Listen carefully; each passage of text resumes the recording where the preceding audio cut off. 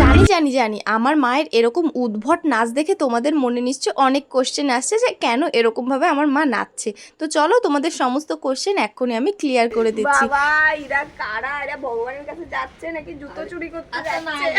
বেশি বকবক করবো না, চলো পুরো ভিডিওটা প্রথম থেকে দেখতে শুরু করো। তো আজকে আমরা গেছিলাম কলকাতা ভূতনাথ মন্দিরে, মানে নিমতলা শ্মশানের ওখানে যেই ভূতনাথ মন্দিরটা আছে, ভীষণ জাগ্রত বাবা শিব ঠাকুরের মন্দির, সেখানে কিন্তু আমরা সবাই মিলে যাচ্ছি। তো যেহেতু সংখ্যায় আমরা 5 জন ছিলাম তার জন্য আমাদের এক্সেল মানে বড় গাড়িটাই কিন্তু বুক করতে হয়েছিল। আর এত রাতে যেহেতু আমরা যাচ্ছি তার জন্য কিন্তু আমাদের ডবলের থেকেও ডবল ভাড়া কিন্তু নিয়েছিল। মানে বুঝতে পারছো, এখান থেকে এইটুকু যাব তার জন্য নাকি আমাদের 900 টাকা গাড়ি ভাড়া দিতে হয়েছে। মানে এখন রাত বাজে প্রায় 2টো, ওই জন্য আমরা ভেবেছিলাম আরেকটু আগে যাব। বিশ্বাস করো আমরা আরেকটু আগে গেলেই হয়তো অনেকটাই ভালো হতো। এখানে আমরা গাড়ি চলাকালীন নানান রকমের মজা ঠাট্টা গান শুনছিলাম, দেখতেই তো পাচ্ছ, তোমরা বুঝতে পারছো। যাই হোক, তোমাদের কেমন লাগছে আমার ভিডিওটা দেখতে অবশ্যই কিন্তু কমেন্ট করে জানাবে। তারপরেই কিন্তু শুরু হয়েছে আমার মার এই অদ্ভুত নাচ। কারণ কি বলতো, এত সুন্দর সুন্দর গান দিচ্ছিল যার জন্যই মানে ওই দেখো আমি ভয়েস ওভার দিচ্ছি, আমার মা আমাকে গালাগালি দিচ্ছে।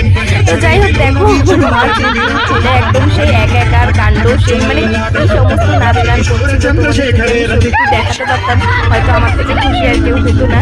তো যাই হোক দেখো আমরা গেছিলাম কে কে সেটাই তো তোমাদের সাথে শেয়ার করা হয়নি। এখানে রয়েছে আমি, আমার বোন, আমার মা, আমার একটা মাসি আর মহারাজ।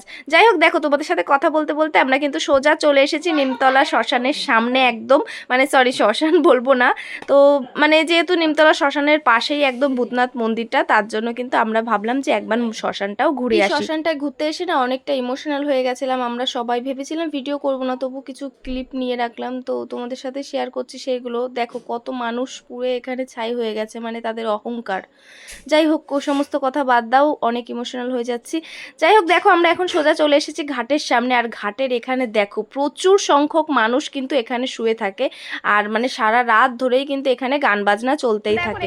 জানো তো আমরা খুব মিস করছিলাম, আমরা ভেবেছিলাম যে আরেকটু সকাল মানে আরেকটু রাত থাকতে, মানে মোটামুটি যদি 12টা 1টার মধ্যে আমরা এখানে আসতে পারতাম তাহলে ভীষণ ভালো হতো, মানে ভীষণ মজা হতো, অনেক নাচ গান দেখতে পারতাম। যাই হোক দেখো এখানে একটা মজার জিনিস, এখানে ওনারা দুজন শুয়ে আছে, তার মধ্যে কুকুরটাও কিরকম ভাবে শুয়ে আছে।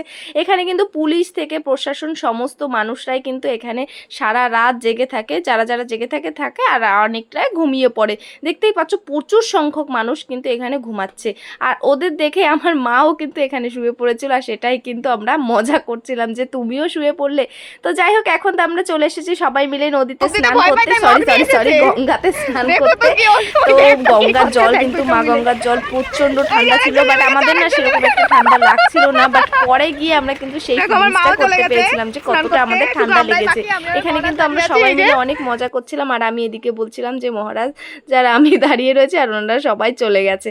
তো এখন আমার পালা গঙ্গায় স্নান করা নামার। তো দেখতেই পাচ্ছ মা আমাকে ইনস্ট্রাকশন দিচ্ছিল যে কিভাবে কি করতে হবে, আমি সেইভাবেই কিন্তু একটার পর একটা স্টেপ পালন করছিলাম। মা বলছিল প্রথমে গঙ্গা জল একটু মুখে নিয়ে তারপরেই কিন্তু স্নান করতে। তো দেখো এখানে কিন্তু প্রচুর পরিমাণে মানে এবড়ো খেবড়ো মানে ছিল, তার জন্য আমরা মগ দিয়েই স্নান করেছি, আর মহারাজ যেহেতু অনেকটা লম্বা তার জন্য ওর কিন্তু প্রচুর প্রবলেম হয়েছে।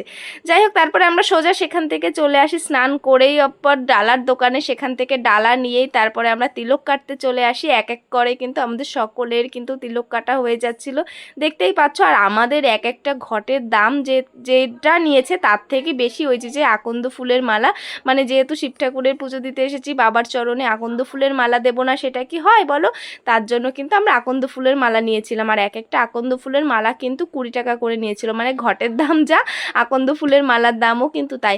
এই জিনিসটা না আমি বুঝলাম না, মহারাজের 2 কানেই ওনারা সিঁদুর দিল আর আমাদের মাত্র গলায় সিঁদুর দিল, এই জিনিস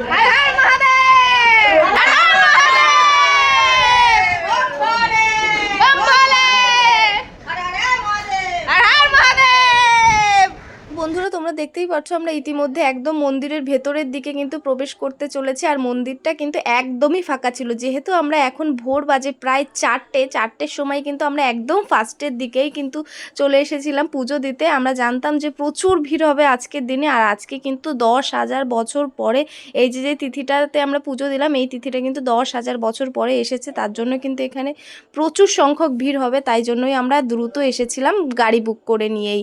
তোমরা দেখতেই পাচ্ছ আমাদের পুজো দেওয়া এখন এখন কমপ্লিট হয়ে গেছে, আর এখানে কিন্তু অনেকক্ষণ ধরেই বসে থাকতে হয়। বাবার চরণে পুজো দেওয়ার পরে কিছুক্ষণ বাবাকে বসে ওখানে প্রার্থনা করতে হয়, তাহলেই নাকি মনস্কামনা পূর্ণ হয়। জানো তো আমরা এখানে না আগে পরে অনেকবারই এসেছি, তোমরা কারা কারা এখানে এসেছো অবশ্যই একটু কমেন্ট করে যেও।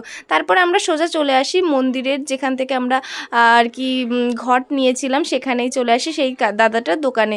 এখানে এসে তারপরে আমরা কর্পূর কিনে নিই, সবার জন্য কিন্তু এক একটা করে কর্পূর কিনেছিলাম, আর এক একটা কর্পূরের দাম নিয়েছিল 10 টাকা করে।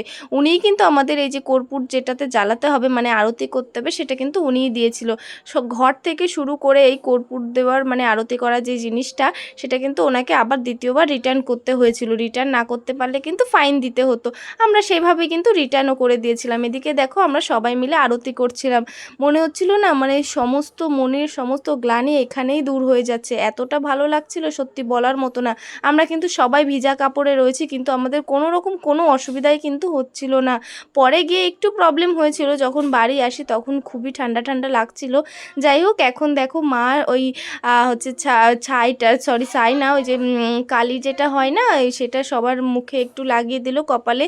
তারপরে দেখো আমরা আবার সোজা চলে আসি সেই ডালার দোকানে, সেখান থেকে চটি পরে আমরা সোজা চলে আসি বাথরুমের এখানে চেঞ্জ করব বলে, যেহেতু আমরা ভিজে জামা অনেকক্ষণ ধরে পরে আছি তার জন্য।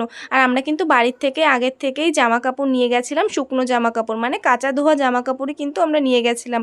আমরা ভেবেছিলাম যে এখানে আর কি পরে পরবো, পরে তারপরে পুজো দেব, কিন্তু না আমরা ভিজে জামা কাপড় পরেই কিন্তু পুজো দিয়ে ফেলেছিলাম। তো যাই হোক যেটাই হলো ভালো হলো, যেটাই হয় ভালোই হয়। আর এই যে জায়গাটা, এই জায়গাটার ব্যাপারে সত্যি মানে কি বলবো আমি বুঝতে পারছি না, এই সব জায়গাটা মানে ভাবলেই আমার চোখ দিয়ে জল চলে আসে। পরে একদিন বলবো, এক্সপ্লেন করবো। এই জায়গাটা নিয়ে প্রচুর প্রচুর প্রচুর স্মৃতি আছে, তোমাদের সাথে সব কিছুই আমি যখন শেয়ার করি এই জিনিসটাও আমি শেয়ার করব। তো যাই হোক বন্ধুরা দেখো অনেক ইমোশনাল কথা বলতে বলতে চলে আসলাম এখন আমরা বিধাননগর স্টেশনে। এখন এখান থেকে আমরা কিছু চা খেয়ে নিচ্ছি, চা আর বিস্কুট। তো আমি কিন্তু দুধ চা খাই না, তার জন্য আমি প্রথমে না করছিলাম, বাট তারপরে খেতেই হলো, কি করা যাবে, এখানে লাল চা ছিল না। তো যাই হোক আমরা সবাই মিলে খেতে খেতে তারপর ট্রেন চলে এসেছিল, আমরা ট্রেনে উঠেও পড়েছিলাম। তো মহারাজের এই জিনিসগুলো না আমার খুব ভালো লাগে। মাসি বলছি তুমি যদি একবার পাত দাও ওই বিটার কি হবে তুমি বুঝতে পারছো? তুমি বুঝতে পারছো? উনি তো ঘুমাচ্ছে বলেই বেচারা। মেশো এ মা না না চাটা এ বাবা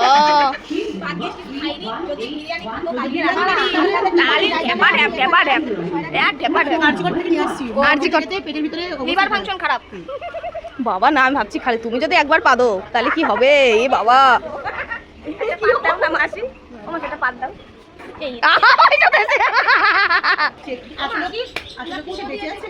দেখো তোমাদের সাথে গল্প করতে করতে আমরা পুরো বাড়ির দিকে চলেই আসলাম, আর একটু মাত্র পথ, তারপরে আমরা সবাই মিলে বাড়ি চলে আসবো। দেখো এদিকে ট্রেনে কিন্তু এতটাই ভিড়, আমি ভাবছি কি বাবারে বাবা এই সকালবেলায়ও এত ভিড় কোথার থেকে, এত লোক কোথার থেকে আসছে, আর এনারা কিভাবে ওঠে এত সকালে। আমি মনে হয় কবে যে লাস্ট উঠেছিলাম সকালবেলায় ভগবান জানে, আর তাছাড়া রাতে তো ঘুমানোই হয়নি, তাহলে ওঠার প্রশ্নই উঠছে না। আর আজকের ভিডিওটা ছিল গাইস আমার এই পর্যন্তই, ভিডিওটা একটু বড় হয়ে গেল, প্লিজ কাইন্ডলি একটু মনোযোগ দিয়ে দেখে নিও। টাটা, সবাই ভালো থেকো, গুড নাইট।